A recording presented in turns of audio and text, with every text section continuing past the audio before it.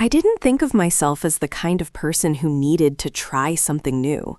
That phrase always sounded like something people said right before they blew up their lives, like buying a motorcycle at 45, or quitting a stable job to open a coffee shop, or worse, cheating and calling it self-discovery.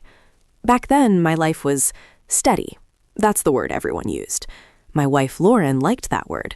She said it with a kind of quiet pride, like we had cracked some code other couples couldn't.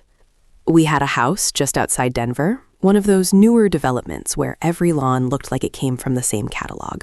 2 cars in the driveway, a dog we got during the pandemic because everyone else was doing it. No kids yet, but we talked about it in that vague, maybe next year way. On paper, we were good. And honestly, for a long time, we were. Lauren and I met in college, freshman year. She was the kind of person who made you feel like you were already part of her life the moment you met her. Easy smile, warm, grounded, not dramatic, not complicated. Being with her felt like slipping into something comfortable and familiar. I built my entire adult life around that feeling. So when I say things started changing, it wasn't some dramatic overnight shift. It was subtle, quiet, the kind of change you only notice when you look back and realize how far you've drifted. It started at work. I'd been with the same company for almost 8 years. Marketing, mid-level management, nothing flashy. The kind of job where your days blur together into meetings, emails, and deadlines that don't really matter. I was good at it, reliable, the guy they could count on. But somewhere along the way, I started feeling invisible. Not unappreciated exactly, just replaceable. Like if I disappeared, someone else would step into my role within a week and nothing would really change. I didn't tell Lauren that. When she asked how work was, I'd say, same as always, and she'd nod because that was our rhythm. We didn't dig too deep unless something was obviously wrong. And nothing was obviously wrong. That's the part that messes with you. Because when everything looks fine from the outside, you start to question yourself. Like, what's your problem? Why aren't you satisfied? Then one Thursday afternoon, my boss called me into his office. I remember thinking I was in trouble for something. My mind immediately went to worst-case scenarios. But instead, he leaned back in his chair and said, "We're bringing in someone new. Creative lead. Fresh perspective. I want you to work closely with her." Her. I didn't think anything of it at the time, until the following Monday. That's when I met Emily.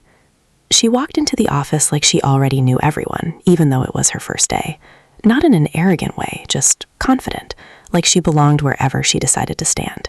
Late 20s, maybe early 30s, dark hair, sharp eyes, the kind of energy that made people turn their heads without realizing it. She shook my hand and smiled. "You must be Daniel. I've heard you're the guy who keeps everything from falling apart." I laughed, a little caught off guard. That's a generous way to put it. She shrugged. I like generous. There was something about the way she said it, playful but direct, like she wasn't afraid of saying exactly what she meant. And for some reason, that stuck with me. Working with her was different. Emily didn't do things the way everyone else did. She challenged ideas, asked questions no one else asked, pushed back in meetings instead of nodding along. At first, it was almost irritating. I'd spent years learning how to navigate the system smoothly, and she just ignored it. But then something weird started happening. I started looking forward to work again, not because of the job itself, but because of the conversations. The way she'd lean over my desk and say, "Okay, but what if we did it completely differently?" Or the way she'd call out lazy thinking without sugarcoating it. It woke something up in me I didn't even realize had gone quiet. One night we stayed late finishing a campaign. The office was empty, lights dimmed, that strange after-hour silence settling in. We were sitting across from each other, laptops open, but neither of us was really working anymore. She closed her computer and looked at me. "Can I ask you something?" "Sure." "Are you happy?" It caught me off guard. Not, "Are you busy?" or "Do you like the project?" Just, "Are you happy?" I laughed, kind of deflecting. "That's a loaded question for a Tuesday night." "I'm serious." I hesitated. And I don't know why, but I didn't give the automatic answer. "I think so," I said finally. She tilted her head. "You think so?" I shrugged. "I have a good life, good job, good marriage." "Yeah, but that's not what I asked." There was no judgment in her voice, just curiosity. I looked down at my hands, then back at her. "I don't know. I guess I haven't really thought about it." She smiled, but it wasn't light or playful this time. It was understanding. Most people don't. That moment stayed with me longer than it should have, because after that, I couldn't stop thinking about it. Was I happy? I started noticing things I hadn't paid attention to before. The way Lauren and I spent evenings in the same room but barely talking. The routine of our weekends, groceries, laundry, maybe dinner with friends, repeating like a script we'd memorized. It wasn't bad, it just wasn't anything. And once that thought got into my head, it wouldn't leave. Emily and I started grabbing lunch together more often. At first, it was just convenience. Then it became a habit. We'd sit outside when the weather was decent, talking about everything except work. She told me about her past, moving around a lot, never staying in one place too long, relationships that burned hot and ended fast. I get bored easily, she admitted once, half smiling. I should have seen that as a warning. Instead, I found it fascinating. One afternoon, she asked me, "When's the last time you did something completely out of character?" I thought about it. I don't know, college maybe? She laughed. That's kind of sad, Daniel. Yeah, well, I said, trying to sound light. Some people like stability. Do you? I opened my mouth to answer, but nothing came out right away. She leaned back in her chair, studying me. You don't strike me as someone who's meant to play it safe forever. I felt something shift in my chest when she said that, like she was seeing a version of me I hadn't allowed myself to consider. That night, I went home and watched Lauren on the couch, scrolling through her phone while some show played in the background. Hey, she said, glancing up. You're late. Yeah, work stuff. She nodded, like that was enough explanation. I stood there for a second, just looking at her. This woman I'd built a life with, the one person who had always been constant. And for the first time, I felt disconnected. Not because she'd done anything wrong, but because something in me had started changing and I didn't know how to explain it. A week later, Emily texted me, not about work. Trying something new this weekend. You should come. I stared at the message longer than I should have. What is it? I typed back. Just say yes. I hesitated, because something about that felt like a line. Not a clear one, not something I could point to and say, this is where things go wrong, but close enough that I felt it. And still, I said yes. Yeah, I'm in. She sent back a simple reply. Good. You won't regret it. At the time, I believed her. That decision, something so small, so easy to justify, was the first real step into a version of my life I didn't recognize yet, and I had no idea how much it was about to cost me. Saturday came faster than I expected, like the week itself had been shortened just to push me toward whatever I'd agreed to. I didn't even tell Lauren the full truth about my plans. I said I was meeting some coworkers for a casual thing downtown, which wasn't exactly a lie, but it wasn't honest either. That bothered me more than I wanted to admit. Lauren didn't question it. She rarely did. Have fun, she said, handing me a clean shirt she just folded. Try not to talk about work the whole time. I smiled, kissed her on the cheek, and told her I wouldn't. The normal, easy kind of exchange we'd had 1,000 times before. But as I walked out to my car, something felt off, like I was stepping into a different version of my life without fully acknowledging it. Emily had texted me an address earlier that day. It led me to an old brick building near downtown, one of those renovated warehouse spaces that had been turned into something trendy and expensive. There were already people outside when I pulled up. Music pulsed faintly through the walls, low and steady. I checked my phone. You're late, she texted a few minutes earlier. I walked in, immediately hit by the sound and energy of the place. It wasn't a bar, not really. More like some kind of pop-up event. People scattered in groups, drinks in hand, talking, laughing. There were lights strung across the ceiling, casting everything in this warm golden glow. And then I saw her. Emily was standing near the back, talking to a couple of people I didn't recognize. She spotted me almost instantly and smiled like she'd been waiting for me. Finally, she said as I walked up, I was starting to think you chickened out. Traffic, I said, though that wasn't really true. She rolled her eyes, but she was smiling. Excuses already. Come on. She introduced me to the people she'd been talking to, friends of hers, apparently. I forgot their names almost immediately. My focus kept drifting back to her, the way she moved, the way she laughed, the way she seemed completely at ease in a space where I felt slightly out of place. What is this, exactly? I asked at one point, leaning closer so she could hear me over the music. She took a sip of her drink, then glanced around like she was taking it all in. It's a storytelling night. People sign up, get on stage, and just tell something real. No scripts, no filters. I raised an eyebrow. That sounds risky. She grinned. That's the point. I should have left right then. I didn't belong there. That wasn't my world. I was the guy who stayed in his lane, who kept things predictable, controlled. This kind of raw, unpredictable environment, it made me uncomfortable.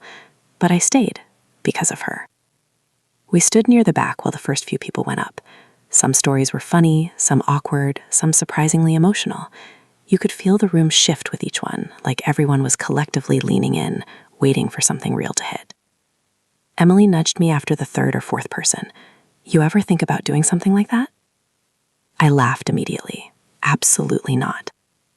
Why not? Because I don't have anything worth saying to a room full of strangers. She gave me this look, like she didn't believe that for a second. Everyone has something worth saying. Not like that, I said. I'm not exactly spontaneous. She leaned closer, her voice lower now. That's exactly why you should try it. I shook my head, smiling. Yeah, that's not happening. She didn't push it, just shrugged and turned her attention back to the stage. But something about the way she said it stuck with me. The night went on and I found myself loosening up more than I expected. Maybe it was the drinks, maybe it was the atmosphere, maybe it was just being around someone who didn't let things stay surface level. At some point, Emily grabbed my hand. Not in a romantic way, at least that's what I told myself. Come on, she said, pulling me toward a side area where people were signing up to go on stage. What are you doing? I laughed, trying to resist just enough to make it seem like I wasn't completely going along with it. Just trust me. I don't trust you, I said, but I was already following her. She talked to the guy at the table, wrote something down, then turned back to me with this mischievous look. You're up in 3. My stomach dropped. Emily, no, absolutely not. She laughed. Relax, it'll be fine. I didn't agree to this. You said you were in, she reminded me.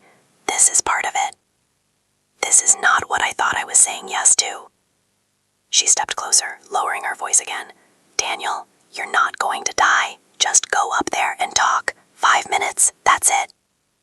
I looked at her, searching for some sign that she was joking, that she'd back off if I pushed harder. She didn't.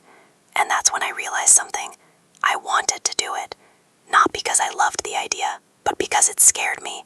Because it was so far outside who I'd been for years that it felt like crossing some invisible boundary. My name got called before I could overthink it anymore. I remember walking up to the stage, my heart pounding so hard it felt like everyone in the room could hear it. The lights hit me, blinding for a second. I grabbed the microphone, my hands slightly shaking.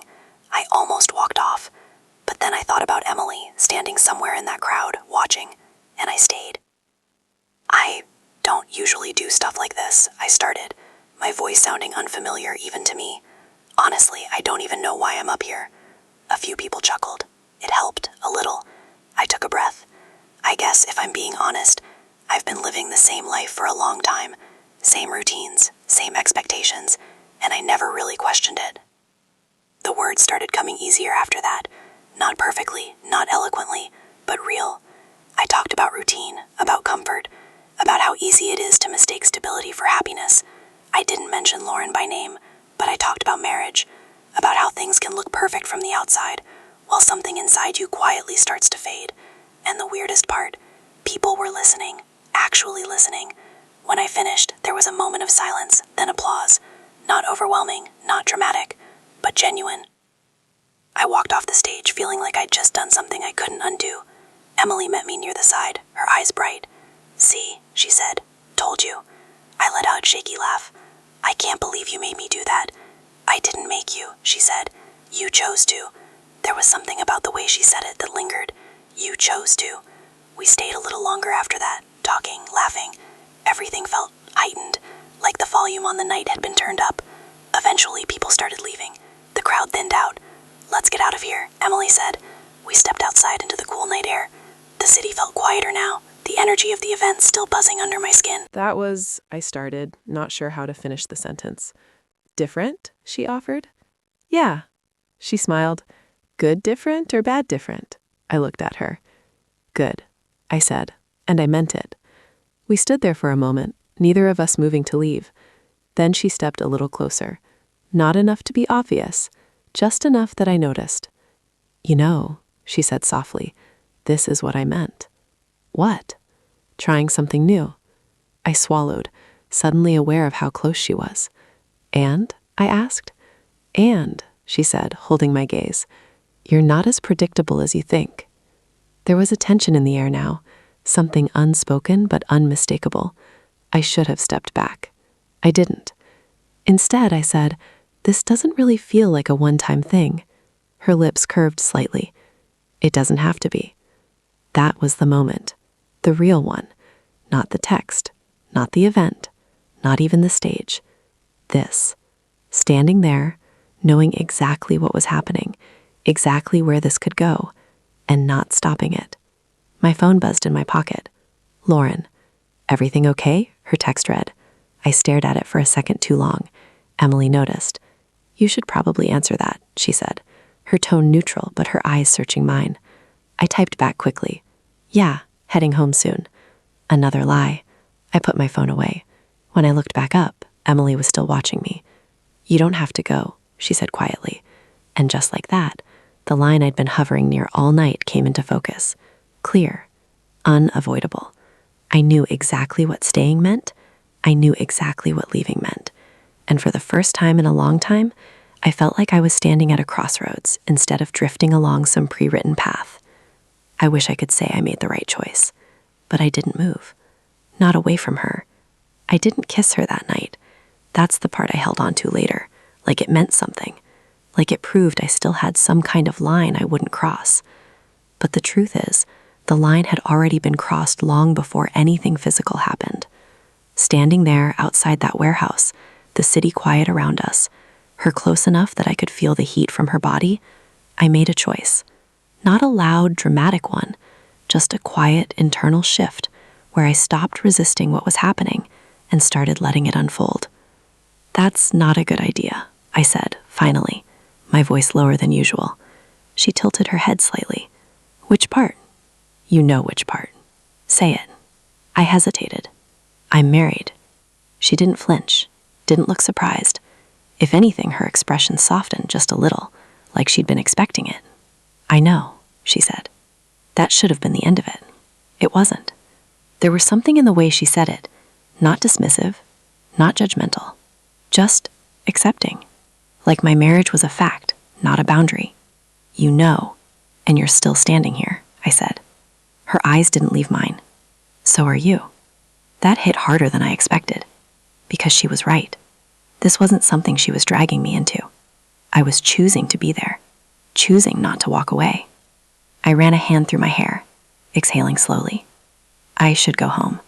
"Okay," she said. But she didn't move. Neither did I. It was quiet for a second. The kind of silence that fills up with everything you're not saying. Then she stepped back slightly, giving me just enough space to make it look like she wasn't pressuring me. "I'm not asking you to do anything," she said. "I just think you should be honest with yourself about what you want." That word, want, landed differently, because I'd spent so long not thinking in those terms. My life wasn't built around what I wanted. It was built around what made sense, what was stable, what kept everything running smoothly. And suddenly, that felt insufficient. "I don't even know what that is," I admitted.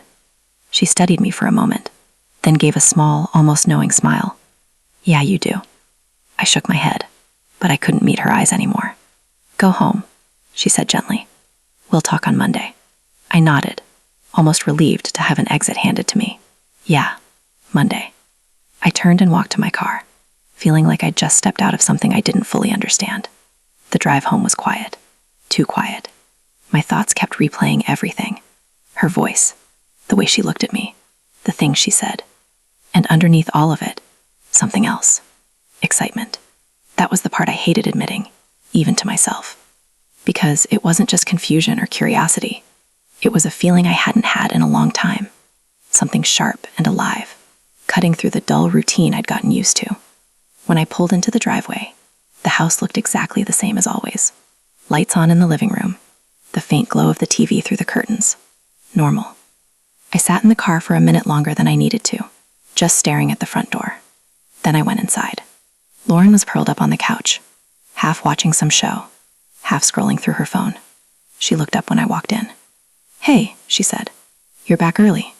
"Yeah, it wasn't really my scene," I replied, slipping into the same easy tone I always used. Another lie, layered on top of the first. She smiled a little. "That tracks. I kicked off my shoes, set my keys on the counter, and walked over to her. She shifted slightly to make space for me on the couch. "How was your night?" she asked. And for a split second, I almost told her. Not everything, but something real. Instead, I said, "It was fine. Just work people, you know." She nodded, satisfied with that answer. And just like that, the moment passed. I sat there next to her, watching the TV, feeling like I was in two places at once. Physically in that living room, but mentally still outside that warehouse, standing in front of Emily. Lauren leaned her head against my shoulder, a familiar, comfortable gesture. I wrapped an arm around her automatically, and all I could think about was how different that felt from the tension I'd just left behind. Not worse, not better, just different. That night, I barely slept. My mind kept circling back to the same question. What do I want? Monday came, and I found myself getting ready for work with a kind of anticipation I couldn't hide, even from myself. I chose my clothes more carefully than usual. Took a little longer in the mirror. It was subtle, but noticeable if I'd been paying attention to myself honestly. Lauren noticed something, though. "You look nice," she said, sipping her coffee at the kitchen counter. I shrugged, just trying to not look like I gave up on life. She laughed. "You've never looked like that." I smiled, but there was a small knot in my chest, because I wasn't sure that was true anymore. The drive to work felt shorter than usual. My focus wasn't on traffic or emails or meetings. It was on one thing: seeing her again. When I walked into the office, I spotted Emily almost immediately. She was at her desk, talking to someone, but she glanced up as I came in, like she sensed it. Our eyes met for a second. Just a second. But it was enough. There was a subtle shift in her expression. Not dramatic, not obvious. Just a small acknowledgement that something had changed between us. I went to my desk, trying to act normal. Tried to focus on my computer, my emails, anything that would ground me back into my usual routine. It didn't work. About an hour later, she walked over. Casual, like always. "Morning," she said, leaning lightly against my desk. "Morning." There was a beat of silence. Not awkward, just loaded. "How was your weekend?" she asked. I let out a small breath. "You already know how it was." She smiled slightly. "I want to hear you say it." I hesitated, then said, "It was different." "Good different or bad different?" she echoed from the other night. I met her eyes. "Good." She nodded, like she'd expected that answer. "Same," she said. We stood there for a second, both of us aware that this wasn't just small talk anymore. "So," she continued, lowering her voice just enough that it felt more private, "did you figure it out?" "What?" "What you want." I looked at her, really looked at her, and for the first time, I didn't deflect. "I think I'm starting to," I said.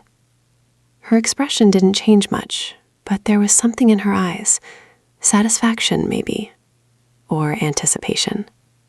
"Good," she said quietly. Then she pushed off the desk and walked away, like she hadn't just shifted the entire dynamic between us. That should have been the moment I pulled back. It should have scared me enough to reset everything, to put distance between us, to remind myself of what I had at home. Instead, it pulled me in deeper.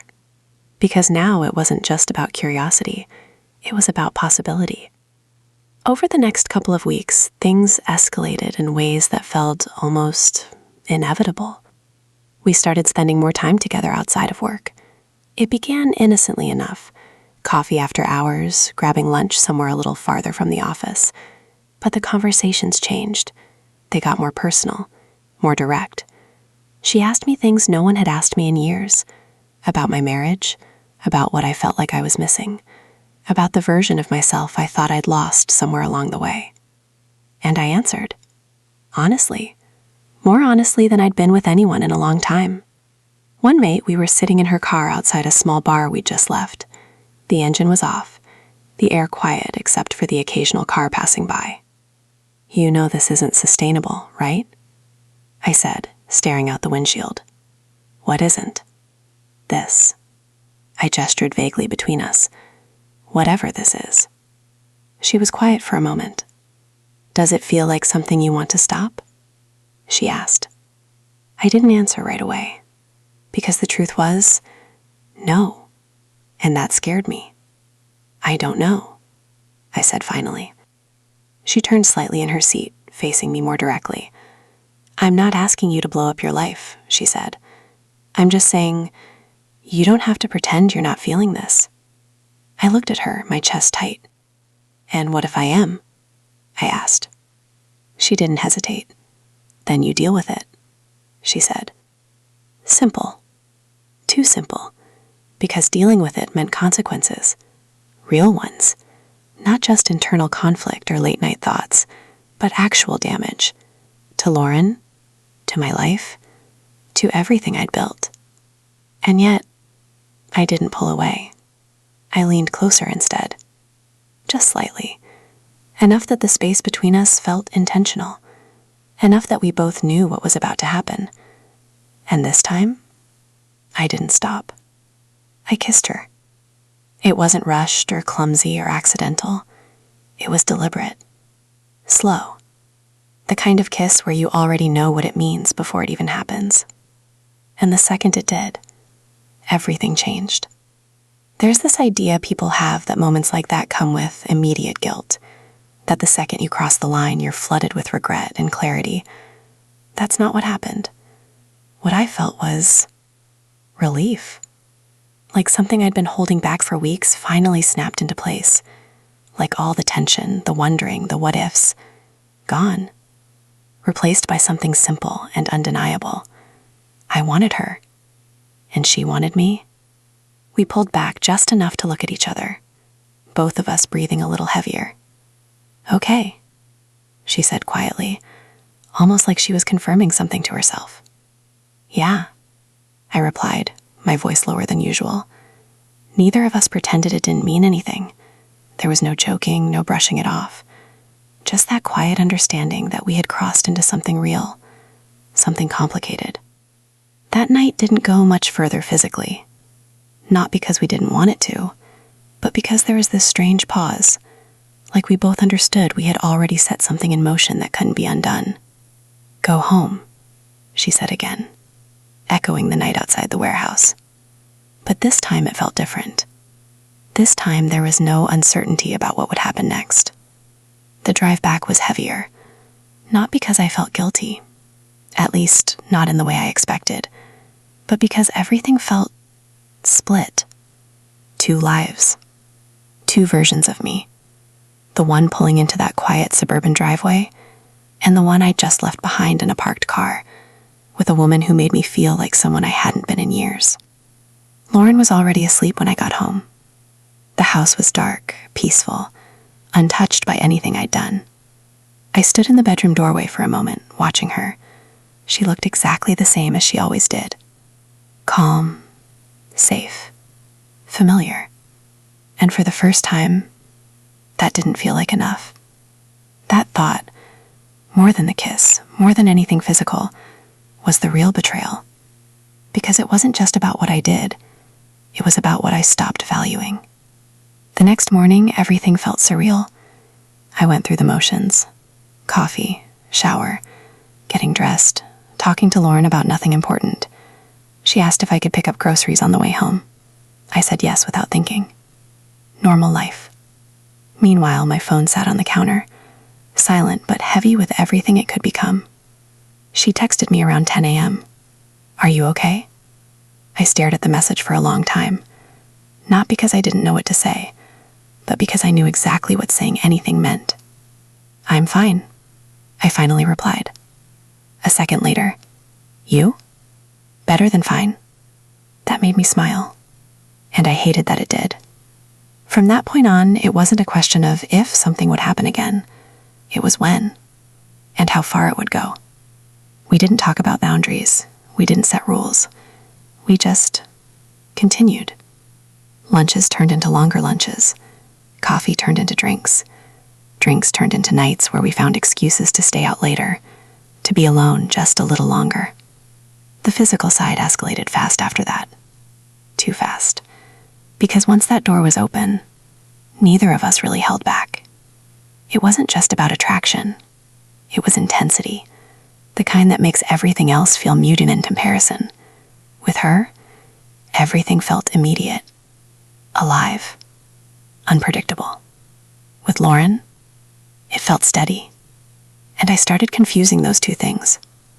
I started telling myself that steady meant stagnant, that comfort meant something was missing, that this, what I had with Emily, was something real I'd been denying myself. That's how it happens. Not in one big, obvious decision, but in 100 small justifications. Weeks passed, and somehow I managed to keep both lives going. At least, I thought I did. Until one night, everything cracked. It was a Thursday. Late. I told Lauren I had to stay late at work for a campaign deadline, a lie I'd used before. In reality, I was at Emily's apartment. That alone should tell you how far things had gone. We were sitting on her couch, the room dim except for a lamp in the corner. There was this quiet, comfortable silence between us, the kind that felt intimate in a way that scared me if I thought about it too long. You ever think about what this actually is? I asked suddenly. She glanced over at me. You mean besides exactly what it looks like? I'm serious. So am I, she said. I leaned back, running a hand over my face. This isn't just casual. No, she said simply. And it's not sustainable. She didn't respond right away. Then, do you want it to be? That question hit differently now than it had before, because before it was hypothetical. Now it wasn't. I don't know, I admitted. She studied me for a second, then looked away. That's kind of the problem, Daniel. Something in her tone shifted. Not angry, just tired.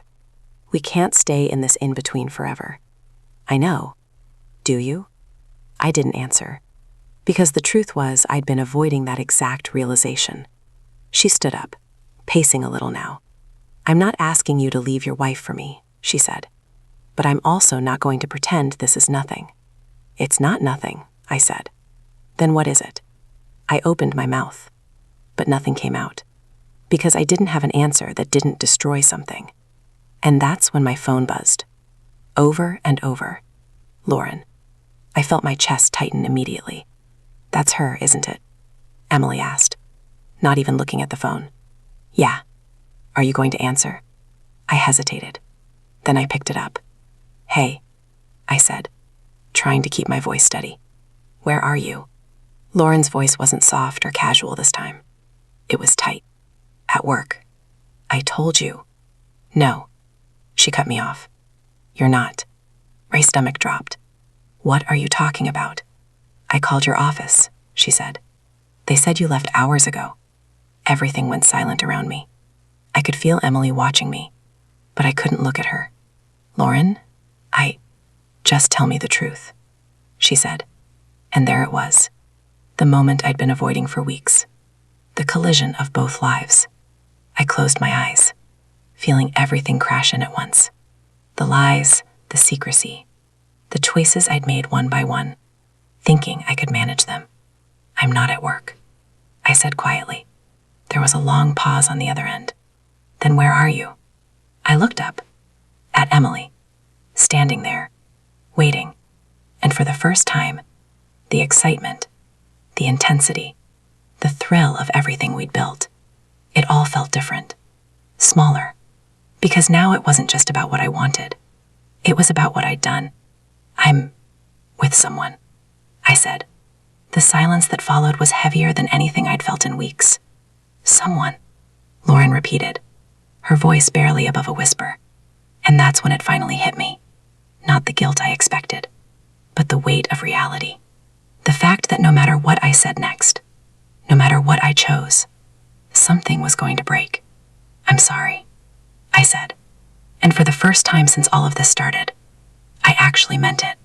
Not because I got caught, but because I could finally see the full picture of what I'd become. Lauren didn't yell, didn't scream. She just hung up. And somehow, that was worse. I stood there, phone still in my hand, the room suddenly feeling unfamiliar. Emily didn't say anything at first. Then, quietly, so, that's it. I looked at her, at everything this had been, and for the first time, I didn't feel pulled toward her. I felt exhausted. I don't know, I said, and that was the truth. Because trying something new hadn't just changed my life. It had exposed everything I hadn't been willing to face. And now, there was no going back to who I was before. Only forward, into whatever was left. And whatever I'd already destroyed.